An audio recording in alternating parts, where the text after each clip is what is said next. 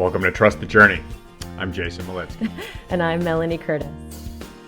Our mission is to live, laugh, love, and learn together with you. We're here to create conscious connections to grow and contribute through our practice of openness, honesty, vulnerability, humility, and trust. Trusting the entire journey. Thanks so much for joining us today. If you'd like to find us anywhere else on the big wide internet, you can type in trustthejourney.today on any of our social media feeds. You'll find us Instagram, Facebook, Patreon, YouTube, and of course our website. Yeah, right on, family. Agreed. Thank you so much for being with us. Here we go. All right, team. In this episode, we're doing a deep dive on discipline. We're going to talk about what goes into it, examples of it from our lives, results, reassessment, and basically what more about the work that goes into making change or building new habits. Awesome. Yeah. Really poignant topic. Always. It's always a poignant topic, I feel like, because it's essential to making actual real change. Yeah, I have to agree. It's been incredibly relevant in my life as of late. I mean, really imprinted on me a lot lately that structure and discipline are really the keys to having all the freedom that I want to have in my life, which is so ironically contradicting, but that statement in itself, that if something is contradictory, then it's almost always in balance. The polarity again. Yeah. Oh my gosh. Yeah, when reflecting on this topic for this episode, I was like, okay, cool. What goes into being disciplined? You know what I mean? Like what elements go into that such that one could be listening to this episode and they could then take it away and #achieve discipline. You know what I mean? So I feel like the first thing that I want to share is that discipline is preceded by a decision and a commitment. So I feel like if I really look back on the times when I've been disciplined and followed through with a level of ferocity and commitment and just persistence, like actually doing it, whatever the thing is, it was preceded by a firm decision and a firm commitment. And not every time that I've tried to make change have I had that, and therefore I have not ultimately followed through. You know what I mean? Absolutely, I do. Yeah. Well, what you just said in there was one word specifically that jumped out to me, and you said achieve discipline. And I thought, well, wait a second, wait. Is this an achievement or is this a practice? Is this something we demonstrate? Because to me, it's not like it's an attainable goal. It's not like reaching a mile mark or something. You say, okay, when I get to this point, I will have completed it. Right. And I feel like discipline is more something that you practice, like, with regularity, just like, you eat every day, you clean every day, you do your regular things to maintain yourself. That discipline is part of this practice of being a human. Yeah, for sure. I definitely echo that 1000%. Certainly not about a perfectionist achieving end goal. I only say that in terms of having had an experience with discipline. So if someone's listening, they're like, I just am not disciplined. I just I just always kind of lose my way or whatever. It's almost like a cool thing when we first have an experience where we're like, oh, wow, oh, cool. That's what it feels like to do the work, to work through the challenge of being disciplined. And this is part of what I wanted to share too, is that when we want to make change or when we want to build a new habit or whatever, we have X number of years ahead of us, or rather behind us, that where we were doing something differently. So we have a shit ton of practice, right? Doing it a different way. So we're really good at doing it the other way. We're really That good at, include yeah, that includes not doing something, that's what I right? mean is that, like, Yeah. if Yeah. so, for example, eating like crap, right? Like, yeah, eating poorly or not eating as healthily as you would like. That's a just sort of baseline example where people usually struggle with discipline, right? I've certainly struggled and had to have many iterations of discipline. We're both raising our hands where I've had to, revisit this many times over the course of my life. So, in no way do I want to make it sound like it's instantaneously achievable. In fact, it's not. That's the whole nature of discipline, is that it's difficult. And so, yeah, anyway, I bring this up because the decision is one thing. And then that first stretch of time where we're very, very good at doing it the old way, AKA, so for example, if I use, when I want to be extra on point with my eating, which implies, by the way, I get out of point with my eating, right? Consumption. And I use the app Lose It because it helps me track and it helps me not overeat because I love food. I have lots of energy. And so for whatever, I just eat, I can eat a lot if I don't keep myself sort of mindful about it. So sometimes if I've gone off the rails a bit more than normal, I'll bring it in with the tracking. And so that's just a sort of minor commitment, but it is a commitment that I make to actually enter all of my food and really mindfully know what I'm consuming and then not consume outside of those boundaries. Really doing the work to stay committed to that for the timeline that I've chosen or for as long as I deem that's necessary for me at that point in my life or health. Does that make sense? Absolutely. Yeah. So it's hard at So first.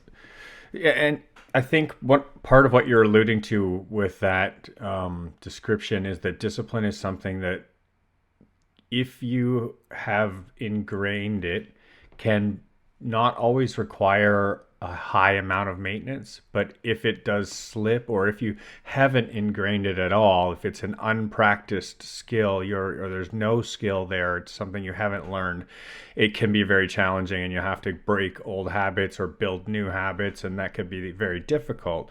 And if you have developed discipline regarding an area, so eating, for example, and I can absolutely echo all the things that you've just said, you know, and this is as recent as last night. Like I've been tracking food. I hit my calorie mark for the day. There's still quite a few hours left in the day. I'm pretty hungry. I had a big day.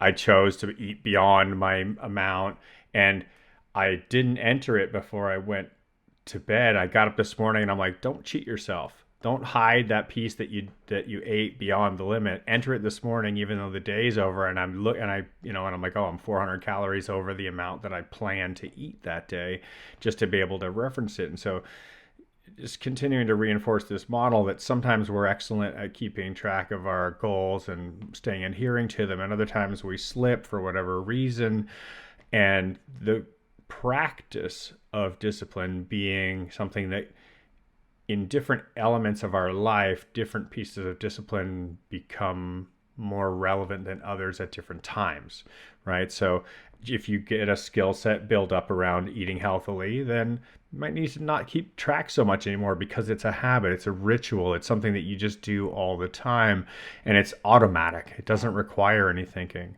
And so I'm going to be like straight up on this one. This morning, I was dragging ass. I mean, my eyes did not want to open, but I woke up at my time when I normally wake up. It's like 6:35 or so in the morning, and I couldn't get my eyes to open, and I'm like, oh, I can't. Okay. And I'm like, get up, go, get up, go, get up, go. And like 3 or 4 times I'm not moving. I'm like, go, go, go.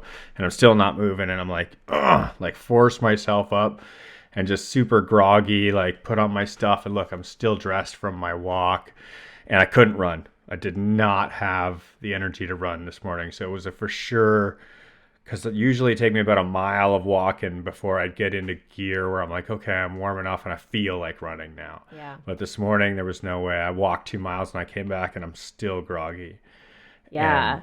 tired, It But happens. the discipline's there though, right? Like it's Yeah. still gonna go, even though I feel like got run over by a steamroller because of a few big days. Still gonna go. I'm just gonna do it. Oh, that is So, so freaking true. The ugh. I can't not always call out the podcast in terms of discipline and showing up. That's something that if I think about what helps me move through the tougher times, is that I do get some sense of like I feel good about myself for just showing up, even if it's like not optimally.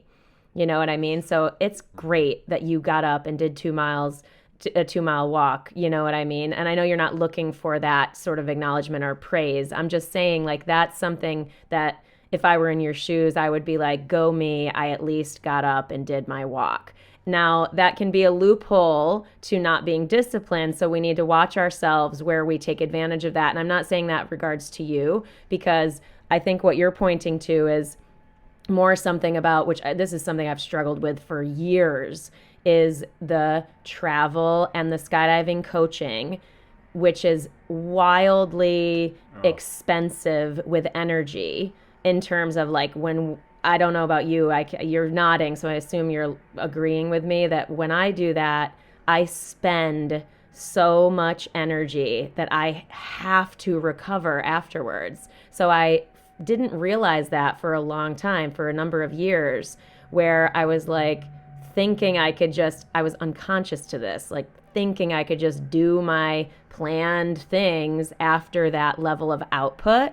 And I just fucking couldn't. And then I would feel bad because I felt like I was, falling down on my goals or not doing as much as I could, when really I had to learn about recovery and understand willpower and the concept of willpower depletion, the whole thing. So we could go on a number of different tangents here. well, what I think I was trying to lean towards was the idea of it not always being easy and sometimes it being very hard. Like the struggle is real, like that whole mentality of like my first 5 minutes of wakefulness this morning were not wakeful. Yeah. They were painful. My body's sore. My mind's foggy. And discipline is the difference between rolling over and going back to sleep for another hour or just forcing yourself, myself, ourselves to stick to the plan and to stay on course and do what the higher self really wants for ourselves in our lives. And that's the difference, right? Because our at some points our intellectual brain makes a decision that says, I really want this in my life, or I no longer want this in my life, and I'm now acting in accordance with that personal aspiration, that goal, that desire, that need. Could be a health need that we really need to listen to. Yeah. Our body is talking to us and says, you need to do this. And I'm like, okay, I know I need to do this. I'm gonna listen to myself and I'm gonna do it. And and then when we're groggy or we're tired or we're hungover or we're exhausted or whatever, it's so easy to slip into that lower part of our intellectual self, our mind that's like tired or lazy or could easily just go, yeah, but if I just slept for another hour, I'd feel so much better. And it's a bit of a game inside of our own head, right? Because we know that the me that decided that I needed to do this for myself knows what really is better for me and knows what is going to, in the long run, pay the value back for the time and that hard decision in the moment. If I really do get out of bed and go for a walk or run, then, at the end of not today. Maybe today I feel like run over by a steamroller all day long. But at the end of the year, if I've done that every day for a year and made that a habit and followed that discipline, I'm going to feel so much better than if I slip in my habits and go back to an old way of behaving that doesn't include that and allows myself to maybe stop doing that altogether because I no longer maintain that discipline of doing it even when I don't feel like doing it. Yeah. You know? Discipline is absolutely for the times when it is difficult. Oh gosh. It is, that is when discipline is present. You know what I mean? Like, if it's easy to do it, then we don't theoretically need that much discipline because we're just going to do it because we want to, or it's easier. I think back to the times, and I just even like, the times when we feel, and this is for me, like reflect on the world tour when I was really just quite depressed. I was emotionally sad. I was in this really sort of down period. Now, this can happen in bigger periods of time. It can also happen in, a couple of days in a week. It can be a short term period or whatever. But when people are dealing with emotional struggle that is maybe unrelated to their goal or whatever, this is something where I've recognized with my health goals. This is where I learned about the nature of how endorphins affect me when I am feeling more depressed than other days, right? And so the discipline for me is it could be way easier for me to stay cuddled under the covers, typing on the laptop, reflecting, because that's a different version of way I serve myself, is writing and processing and stuff like that. But the discipline to get out the door and go for a run when I didn't like running, it was like, I know this is going to help my current pain point of this emotional struggle. So I'm going to get up and I'm going to go and I'm going to do this because it's like a real true self-love piece in that instance. So I bring this up because, we all get depressed sometimes. We all get down sometimes. We all have tough days emotionally. And so that discipline to get some kind of uptick of positive energy into our systems through exercise or getting out in nature or doing something that brings up positive energy for us, that can take discipline in those moments because the emotional feelings would have us absolutely not want to do that, most likely to retract. I'll continue to reinforce what you're saying there with the discipline is for the times when it's hard. Just staying on that theme because when very often the things that we are aiming to include in our lives, they waver greatly between being an absolutely delicious experience and a horribly sour, rotten one. You know, it can just go to either end of the spectrum, just like anything in your life. Like you can have an amazing day at work, or you can have a horrible day at work. Your job could be great, and some days your job can suck. And the thing is, I could think of a training day as a great example. I can have a training day where it's so much fun.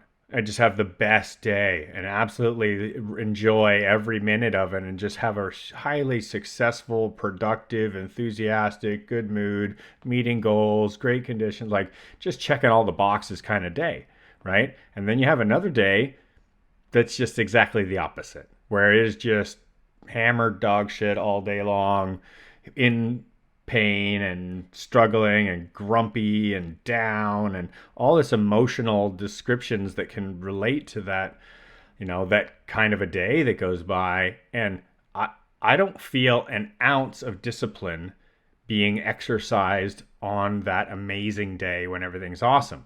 Yep. It just feels like it just all happened by itself. It's the days when you're feeling like you got hit by a truck and you went and did it anyways that you're actually engaging that word discipline. Yes. And now the word has an interesting connotation to it because I feel like as a young person, as a child, that when we are disciplined, that when we are forced to do something we don't want to do, or when we are punished or penalized for acting in a way that doesn't fall into an alignment with the goals of our family's belief structures or the law or any of these structures within our society or communities that we live in, that word discipline comes into place. Like, you're going to be put back into alignment. And when we're not the completely responsible for making our own decisions, so as a young person or as a child, our elders guide us and say, we're going to do decision making for you because you haven't matured enough as a being to be responsible enough to make your own decisions right now. And so we're going to tell you what's okay and what's not okay with regards to following structure. And as we grow into adulthood, that responsibility becomes strictly our own. Now, those guidelines and those rules still exist inside of our societies and cultures, usually in places that are designed to protect others from our individual lack of discipline when it comes to regard for others' safety, right? Or well-being. And not so much when it comes to our own safety or well-being. Sometimes, yes, but in a lot of ways, no. Mm-hmm. It's completely up to us to manage our eating. Right. Like our government doesn't step in and be like, hey, you're not eating good. You're getting Right. overweight. You're on a diet, you know? Right? Exactly. But our parents should. When we're young, our parents should be stepping in and saying, no, this is an example of a healthy discipline, action, life, doing things that are what you need to have as a growing into an adult. And that responsible approach to things really needs to be set up for us. But bringing it back to the responsibility coming to us as we mature, it's not necessarily always clearly explained. We know very clearly when we're young what's we're told. This is okay, this is not. This is okay, this is not. You get black and white answers for pretty much everything. There's very little gray when it comes to kind of our parents or our teachers or the authorities' opinions about what's acceptable and what isn't. It's once we cross the boundary into adulthood, it's like, you decide now. What do you want in your life? How do you want it to look? And all of a sudden, it's just amoeba of gray, Right. right? And it's up to us to put the colors back into place again and decide what we want to have on either side of our fence or in our middle zone of being like, your example of our eating, right? I'm like, okay, well, I'm okay with having my eating vary a little bit here and there. I'm like, oh my God, this is a beautiful homemade apple pie, not normally in my diet, but I'm here with family and it's a holiday. Of course, I'm going to have a slice of apple pie. Yeah. But in a day to day, if I eat pie every day at lunch, I'm going to be way over to one side of my scale. So this conscious decision making to approach all the different areas in our life with an objective evaluation towards how we decide to quantify something's value. Is it serving us? Is it positive for us? Or is it destructive? Is it negative for us? And how close to either side is it? If it does have some gray, and then choosing one or the other with regard to everything in our life and making disciplined actions, disciplined choices in these areas. And most specifically, and I'll end this thought with this poignant piece, most specifically, choosing these decisions with regards to the things that are dangerous to us, that are harmful. So I'm going to talk about things like alcohol or cigarettes or addictive behaviors, self-destructive behavior, like recognizing the things in our lives that can be self-destructive or harmful and actually viewing them and being, wait a second, why am I doing this? What am I doing here? And wait a second, I'm going to choose to be disciplined about this because I've had something in my life that's occurred Yeah. and became something. It just is for whatever reason, and not being judgmental about it, but actually just being objective to it and choosing into the self-love option with regard to that, the one that's not intentionally harming ourselves. Yeah, you point to the reassessment, to the assessment and reassessment piece of this, Because, yeah, it would be great if we could just decide and make the commitment and it was easy to choose that. It's not always easy to choose that because of all the gray. Sometimes we're just like, I'm not really sure what I want my commitment to be. I'm not really sure. So that brings us back to the experimentation and iteration. So we might decide to start one thing, or we might decide to do something a certain way, or we may not, right? So that if we have decided and we're starting to try something, then we're reassessing. We're touching on the results that we get, what happened. This implies the debrief process, which we've mentioned before. But this is important when it comes to really like honing in on the firmer line that we want in terms of decision and commitment, which allows us to strongly commit to our disciplined actions. Because if we have some sort of wet gray, and it's okay to have gray, this is not a problem. It's more just that it takes time, right? It sometimes takes time to even decide what we want to do. And it definitely takes time, in my experience, to build the habit and make the change. So there's a patience piece that's super necessary, both in terms of sussing out clarity for our own brain about what we want to commit to, and then sussing out, or not sussing out, but basically then having patience for our actual ability to follow through. You mentioned this earlier about being new at something. And that's sort of what I mean when I say we are really good at doing something an old way. So, like, we're basically newbies at the thing that we're wanting to make change around. So, giving ourselves space to stink at it at first, not that we want to give ourselves a loophole to laziness. I say that a lot because that can be an easy thing for us to slip out of discipline, is when we're cutting ourselves too much slack. So there's this balance between where do I grit it out and make it happen and rah and rah, and where do I give myself slack for being new at a thing. You know what I mean? So because some people get derailed by too much grit. There's a grit level, or a level where they just fall off the cliff and they go back to I can't do anything, and it's sort of setting yourself up for failure. So one of the ideas I wanted to bring out is, how do we set ourselves up for success when we are trying something new and building a new habit and employing discipline at that starting point. So that's sort of why I bring these things up, is there's a bit of grit and there's a bit of self-care and self like acceptance while we learn.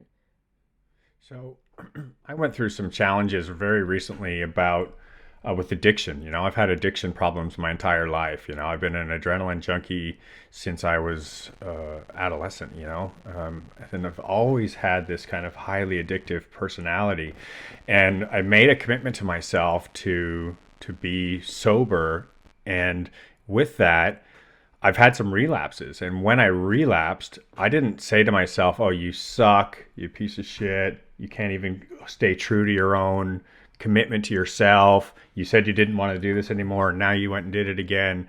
I didn't devalue myself in that way. I was clear with my therapist that I was working with on these issues that I didn't judge myself poorly for that relapse. And I said to my therapist exactly this: I expected myself to do this because I have years and years of habitual behavior this way. And so I fully expect to see this resurfacing over and over again through the process of changing my habit to one that's a more positive reinforcement of an opposite polarity. I don't expect the pendulum to just swing once from one direction and stop on the other side and then Right. freeze frame. That's ridiculous, Like, of course, I'm going to go back and forth until I find a new balance of self. And then when I start to see that behavior come back, I go, yeah, okay, I remember that's what I don't want to do. That's the stuff that I default to because of fear and grief and, all the different things that have been ingrained from trauma or whatever has caused these types of behaviors. And No, I'm going to go back to being what I want. And then if a relapse happens again, going, yep, there we go. That's a reminder. It's all good. But look, I have my percentages shifting. Even if it's a 1% shift, it's a shift, you know? And so I wanted to touch on one of the other things that you mentioned on there is that I think it's very, very poignant in our lives to be in a conscious state of reevaluation. And so, where this has come up for me is in many, many different areas of life. So, I'll use my an example of my taste, my palate for what I like or I don't like. I've heard that our palate changes like every 7 years as one description of like what flavors we might appreciate or not appreciate. And as a child, we might be like, ooh, that's gross. And then as a younger person, you're like, oh, I actually kind of like this. And you get a little older and then, no, this is delicious. And we completely change our opinion about something. So, we may form an opinion about ourselves, about a certain behavior or habit, and our level of necessary discipline in regard to it, and make a decision at some point in our life. And so I'll use working out for an example. I made a decision when I'm 25 that if I work out once a week, I'm at a level that I feel good about and that sustains me and I'm great. And if I stay with that for the rest of my life, well, I'm probably not going to be the same version of me that I'd like to be. And as I get to 35, I probably need to reevaluate that and see if it's still on point for where I'm at in this point of my life. And I could relate that to how much alcohol use do I have, or how much work do I do do I work 40 hours a week? Is that the level of discipline that I need to have for a relationship to financial earning? Or does that need to double at some point in my life? Or does it need to half or absolutely completely reduce to zero at some points in my life because I reevaluated my overall situation and now things are going to shift? And so I wanted to really reinforce and remind ourselves and our listeners that a regularly scheduled reevaluation of ourselves and all of our choices with regard to what we think we need or don't need, want or don't want, should be done on a regular basis, because when we do a true objective evaluation of ourselves, we might realize we don't have the same opinion or feelings that we have been basing our actions off of. Right? Yes. Yeah, and that's just like discipline is a practice, I think. These these pieces go together. If we blindly go, this is my commitment and I'm going to be disciplined forever, then you know, it's basically just like, is the ship going in the direction I want it to go? You know? And just making Yeah. sure we just check in with that. You know what I mean? And so that's the thing. Like, if we reevaluate every third day, maybe not. You know what I mean? So it's about when do we do that? And it's not an exact science in my experience. It's really more like, what is the goal? What is the projected timeline of, getting better at that, or building that new habit, yada, yada, yada.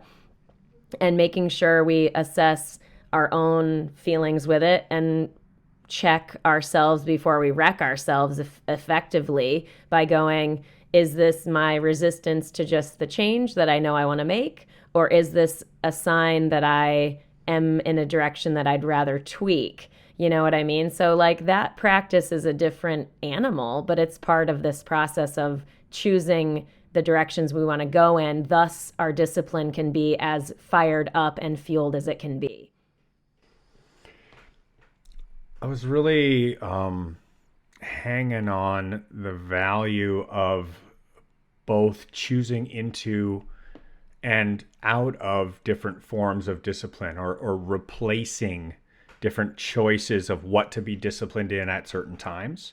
So, one of the most obvious ones externally in my life that anybody could observe is the choice to train into an athletic, so for me, canopy piloting absorbed the greater part of my young adult life, somewhere between 27 and 40, so like a decade of my life plus disappeared towards completely being disciplined into one thing and choosing that one thing and prioritizing it above all other things.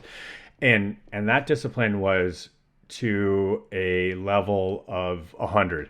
It was like, this is the most important thing. I'm 100% disciplined on this, and that's I'm going to choose over all other temptations or distractions or staying in bed or getting extra sleep. No, I'm getting up and doing this because this is what I want more than anything. And that changed. Like, I think one thing that's really important for us to recognize is it's okay for that to change. Like, that can Absolutely. completely change, because right now you couldn't get me out of bed to go. I know, There's I no know. way I'd be like, no, I you can know. offer me $1,000. I'm like, no, thank you. This is of zero priority right now. It is Yeah. absolutely not even on my list. And I used to have it at 100%, where I would pay you $1,000 to be able to go do it, and now I'm like, Yeah. pay me $1,000 and I'll say no. And Agreed. that's so important for us to be like okay with. Yeah, it's And to totally okay. Yeah, even if it meant everything, and we defined ourselves because of that disciplined action with regard to a particular thing. And a military, this is the perfect example. How many of my military serving friends who spent their life in these structured institutions, they've depended upon that structure and discipline for a version of themselves, and then when they unplug from that, they're like, what, I don't know Yeah. what to do with myself, because it's been such a hugely defining version of self. And it's super challenging. That's hard, right? Oh, Like, that's so the hard. hard. So Yeah. hard. Oh my God. I feel like I've had many a conversation with people about this as a life coach from the skydiving community and sort of growing forward from those professional roles. I certainly experienced this. I'm happy to share my story that I did a talk from the stage last year, but it's a thing to basically find yourself growing forward from a very strong identity that you've had. Oh my God, like that was so confusing, such a confusing thing and scary thing to go, okay, I'm going to experiment with filling my life with other things. Like, I very much chose this, and this is relative to taking a couple of years off of skydiving where I barely engaged the sport at all other than to write my column for Blue Skies magazine. I just was committed to that and disciplined. If we talk about discipline, I've always been, for 9+ years, been very disciplined every single month writing that. And as a result, it's one of the things I'm most proud of. One of the quotes that I wanted to share today came from the book Principles, which you recently recommended to me, which I'm halfway through listening. It's by Ray Oh, Dalio. It's crushing it. excellent. It's very long, by the way, peeps. If you grab it on Audible, it's very good. But anyway, one of his, But yeah, go may I ahead. interject? If you're disciplined, it'll only take about a week to get through. I know. I know. I'm hardcore with Audibles and podcasts and stuff. Yeah. Go Uh, ahead. Sorry. but the quote that I love, I mean, there's a bunch of quotes, to be honest, and I'm, again, only halfway through. But the one that I think is relevant to this conversation is we, our satisfaction in our success is not from achieving our goals, but in the quality of our struggle. And so that implies, yeah, like that implies that there is going to be struggle, and that the struggle is actually our cue that we've got some serious like gold and life and true like deeper, richer fulfillment on the other side. And so I say this in terms of struggle in relational conflict. I say this in struggle of business goals, right? I'm 10 years into this sucker, this thing called entrepreneurship. Like that has required a fuck ton of discipline. You know what I mean? Yeah, I've had passion for it, but if you don't think I haven't gotten up early morning, experimented with morning routines, experimented with staying up late, experimented with different networking events, selling this, selling that, that doesn't work, that does, I like that, I don't like that. It's a long iterative process, but one that requires discipline because entrepreneurship I feel like is a good example because it just as in life, it's a great mirror for the ups and downs that we experience. So when we end up in those troughs, when we're struggling, when we're maybe not making as much money as we'd like to make, or we're having those relational conflicts, or we are, just not feeling as inspired as we once did, that's when the discipline comes in to do the reassessment and stay the course and keep going and or make a change if that's really what's appropriate. What I wanted to touch on, which I feel is it's so divinely powerful in this relationship of the application of discipline, is it will very often in the struggle feel like a struggle. And that's Yes. all it'll feel like at the time, right? You're just like living the struggle and like letting the struggle become you. I mean, I can't think of enough times when I've walked up the side of a mountain. It's the analogy of analogies, right? Like the struggle to reach the summit kind of thing, climbing the ladder, climbing the mountain, and it's just wallowing in the murderous challenge of that you're in that moment.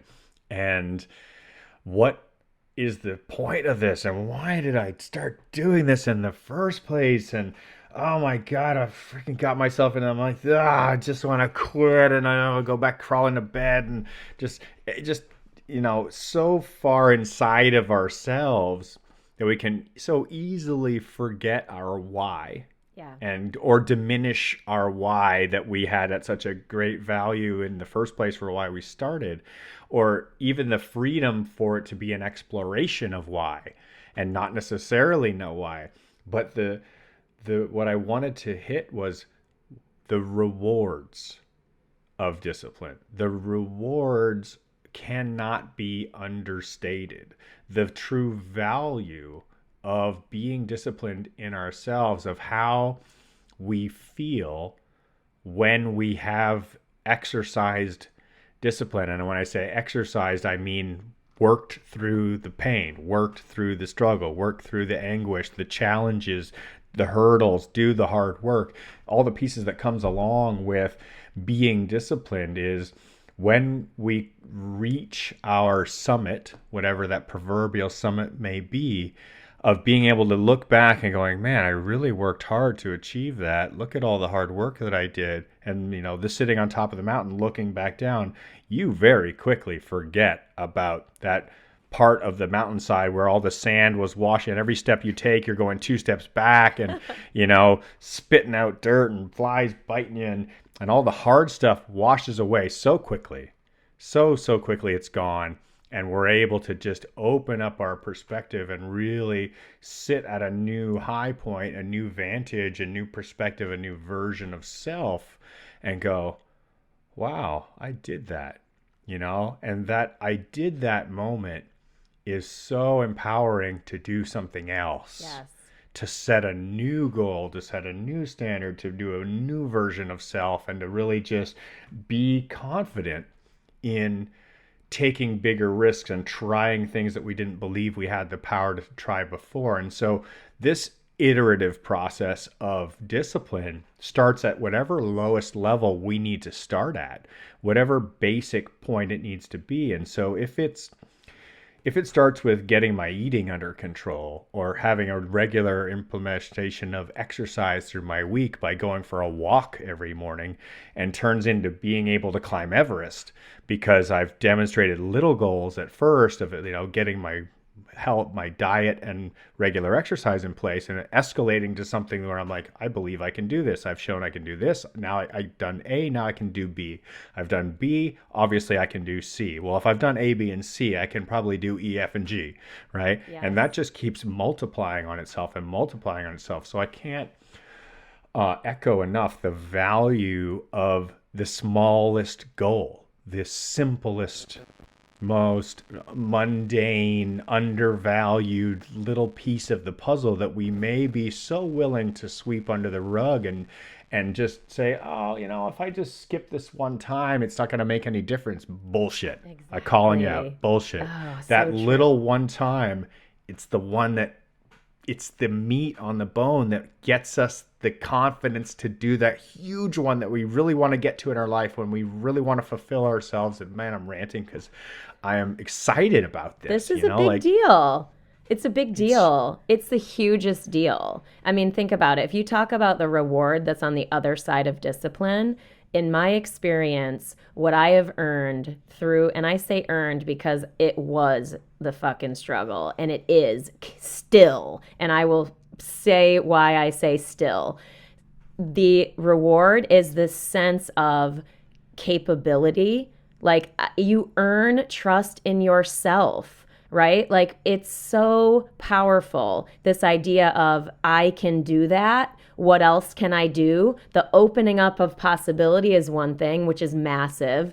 But the idea that I'm safer in the world because I'm capable. For people struggling with anxiety and that type of stuff, like that has really, really, really helped me to feel a sense of ease in myself and a sense of trust of like, you know what? No matter what happens, no matter what struggle I'm faced with, I know I can handle it. Like that's a big freaking reward on the other side, which is sort of on the side of like really foundational elements of what makes us capable, right? Because if I'm going into something totally fearful every single time with like magnified fear every single time, then it's still going to be that much harder and harder to achieve things. And now I say this also to say that for growth minded people, for people who are called to experience the world in new and elevated ways as we go forward, which I would guess most people listening to Trust the Journey are with us on that type of approach to life. Theoretically, that means we are consistently living inside some version of struggle because growth is a version of struggle. And so like for people that come to me as a life coach that are just sort of in the mindset of, oh, I want the struggle to just be over or easier, right? That is totally possible to have that. It just that's then usually a choice where we decide to take some time in our comfort zone. So there's nothing wrong with that, but just recognize that growth implies struggle, like striving implies struggle. And so when we notice that we are experiencing struggle and requiring discipline to follow through and do the things that we've said we want to do, that's actually the good stuff. Which so is so annoying almost, because you're like, wait, isn't it supposed to feel like easier and good? And I was like, yeah, it is. But like work with your mindset around that. And really, when you're in the struggle, go, cool, this is my opportunity. I'm growing. So this is good. It helps sort of alleviate a little bit of the pain when we're in that disciplined period. so really interesting thing to observe is that because we divide ourselves up into these different parts of ourself, it's at some points we could be living very much within a comfort zone in a portion of ourself and challenging ourselves in a highly disciplined way that has a lot of structure and a lot of struggle is the word that we're using right now, but what the Buddhists would use the word is suffering, Yep. right? Yep. If you listen to the Dalai Lama's books or him speak, he uses the word suffering as the same as struggle. Same. Yep. And yeah, so it's the same concept of like when you have to feel challenge, right? With regard to whatever it might be. Um, And I can think to myself, I'm like, oh man, there were years and years where I just lived totally within my comfort zone emotionally. And I didn't challenge myself emotionally, and I wasn't ready to challenge myself emotionally. And there was no way that I was going to do well if I did so, because I just hadn't had any skills or any training, or even broached the idea that, emotionally challenging myself, like climbing an emotional mountain, was like, fuck no. I'm perfectly good right here on the ground, bitches. This is where I'm going to be sitting today. You guys go right ahead. I'll enjoy So my margarita. Have a good hike, you know? And hilarious. right? It's so true. And Yeah. in other areas, I'm challenging myself at a world class level. And so we can be completely disparate in different portions of our own being. And I mean, it's so easy to see that in others and harder to see it in ourselves. I watch some of my friends who completely dominate in one version of self and completely just close the door and throw away the key in another part. And I want to mention one other element, because I'm sure I know that your version of coaching is in life coaching, and my version is in coaching canopy skills or flying. How to fly. It's all the same It's all the stuff. same. It's all Yeah. the same. It's all the same. The number one thing, I do a questionnaire for every person who walks into my classroom, and I ask them the same set of questions, and we get to the last box, two last boxes. There are, what are your goals and aspirations? What are you here to learn? And what are your fears, challenges, trauma, limitations? What are the two things that like bookend what do you really want to be and what's holding you back? Yep. And the number one thing that people say is confidence. Is They holding them want back? That's what's no, holding. they want better, Oh, more they confident. want They want to be confidence. they want to be more confident. Yep. They want to trust themselves. They want to have the ability to feel like they know what they're doing. Yes. And that has a huge relationship to discipline action. The more practice that we do things in a disciplined, structured way, the more consistent the results are going to become. If the results become more and more consistent, we start to trust the results.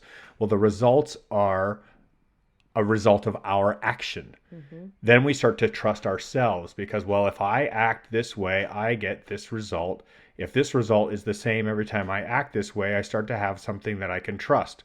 I now have confidence that if I act this way, I'm going to get a predictable result. And that's just a matter of repeating the same thing over and over again so that we see the same results happening enough times to get rid of the ones that are too far off the scale on one end or too far off the scale on the other. Yeah. Then we go, actually, I'm pretty good at this. And it's not necessarily that we're any better or any worse at it than we were before. It's just that we did it enough times to believe ourselves.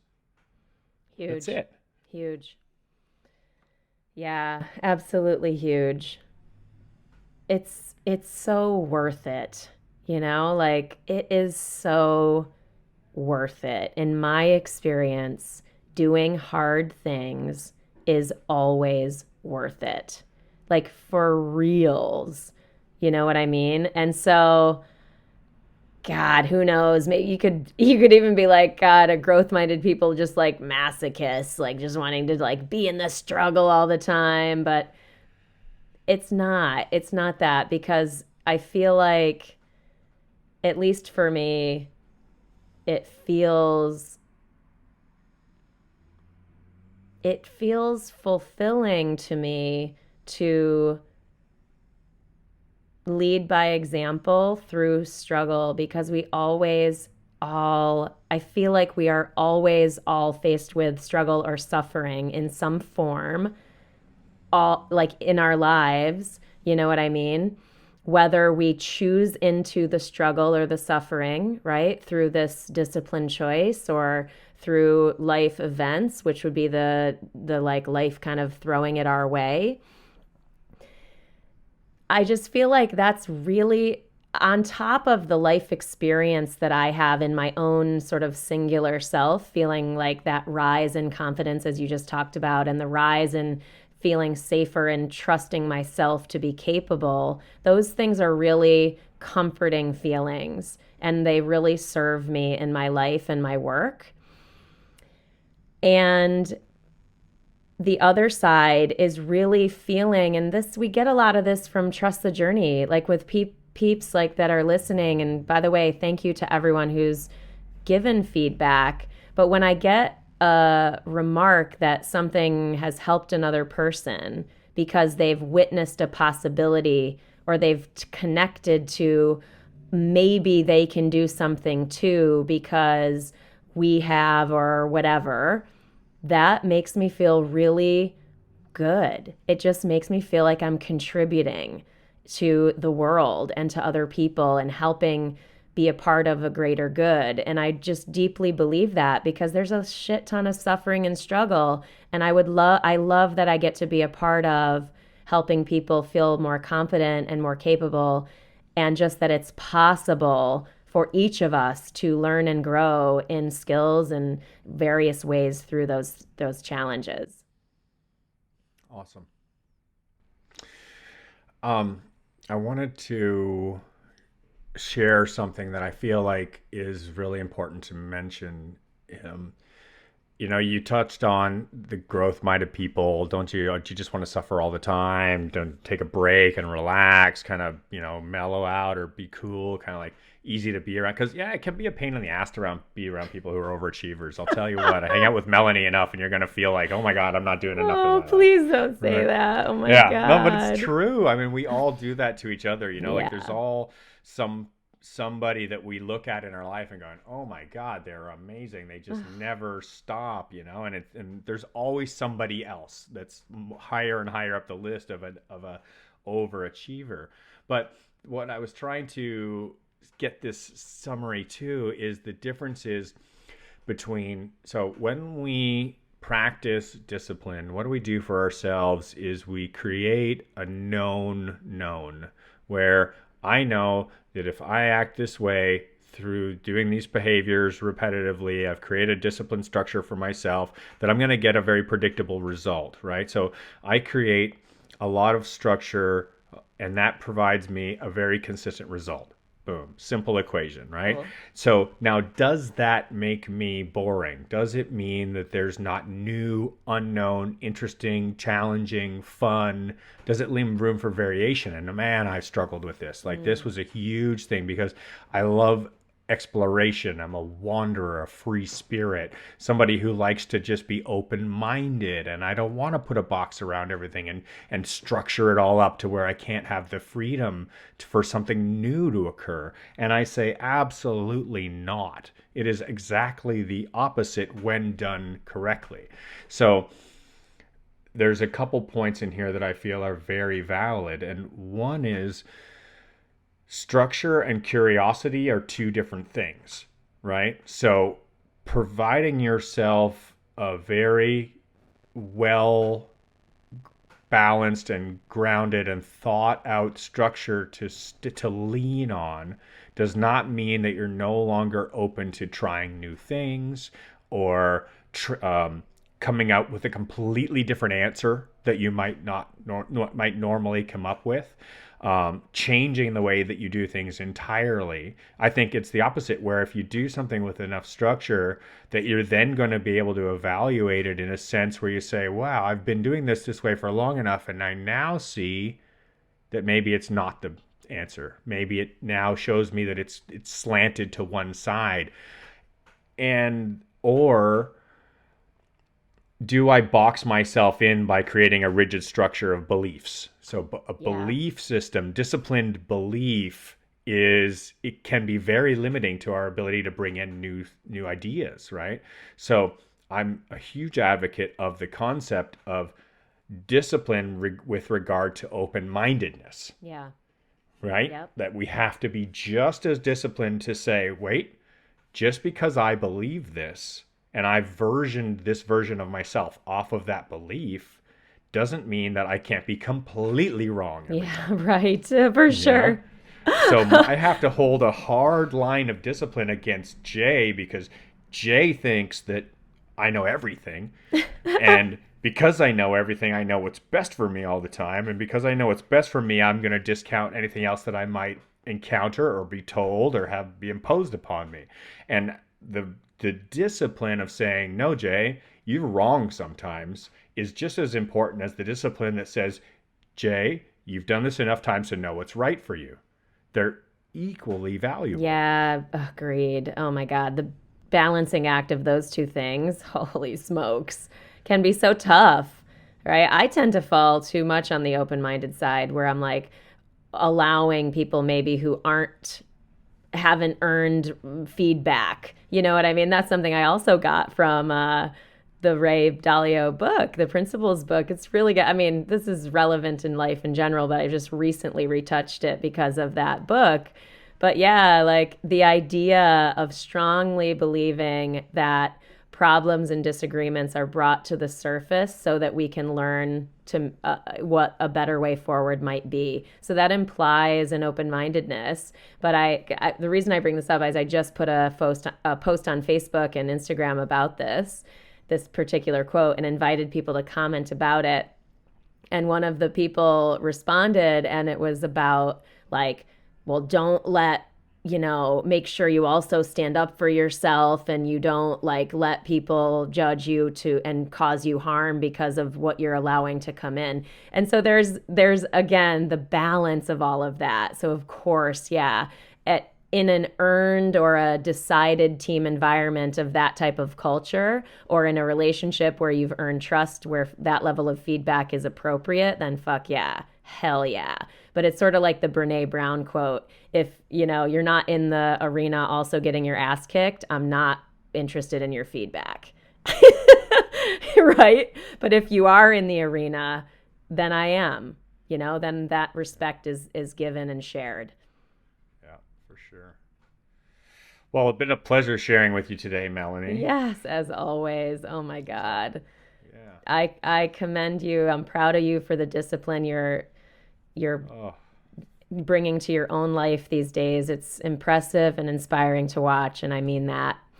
thank you. Today was Yeah. hard. Today was Oh, just the morning was hard. I just want to repeat that. Like for everybody listening, it was not fun today. Today was like, and every blah. every time you think I'm Uh, doing literally everything over here and I'm crazy, it's only maybe just imagine that it's not that way in other areas, but it is in Trust the Journey because I love it so much. well, then let's echo that book one more time and say meaningful work with meaningful relationships. Yes, Yes. exactly. So my energy here is and my willing it's not as hard for me to be disciplined here and trust the journey because I'm so beautifully motivated by this work and by our mission. This idea of creating conscious connections and having these conversations that matter with you and feeling like we're really making a true impact positively in the world with both our people listening, which I truly hope you guys are getting so much out of what we do each bi-weekly publishing. But even in the Trust the Journey family too, like I feel like those connections are deepening, and that is just wildly motivating to me and inspiring to me. So I just don't need as much discipline here. But if you talk about cleaning my house when I get disorganized, yeah. If the food stuff, yeah. Other stuff, certain tough conversations to have, yeah, discipline. So it's all varied. It's that compartmentalized thing, which it's also very relevant and I hope is of value for people to hear. Awesome.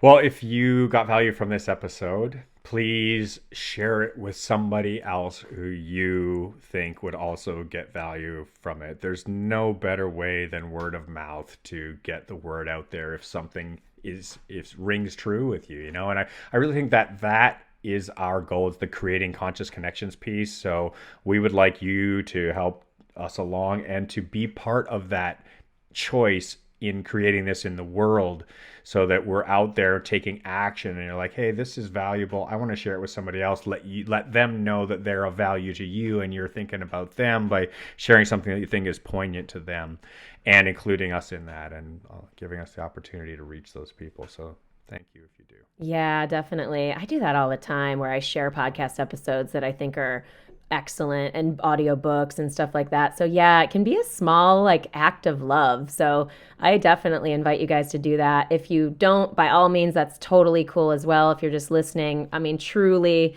thank you so much for being with us. You're welcome also to join our Patreon Trust the Journey family. So to join that, that's really if you want to expand the conversation directly with us in our private Facebook group. Just go to our website, trustthejourney.today, scroll down. There's an orange button on the bottom that says donate on Patreon, and that'll get you into the Trust the Journey family. Oh, well, thank you, everyone. Yeah. Remember, keep laughing, keep loving, and keep trusting the journey. We love you. We love you.